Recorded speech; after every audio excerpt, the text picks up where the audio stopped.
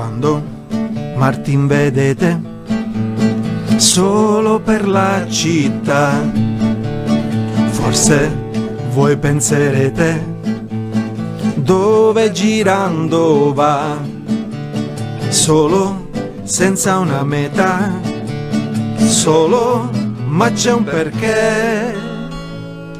Avevo una casetta piccolina in Canada, con vasche, pescioline e tanti fiori di lilla, e tutte le ragazze che passavano di là dicevano che bella la casetta in Canada. Un giorno per dispetto Pinco Panco l'incendiò, e a piedi poveretta senza casa lui restò.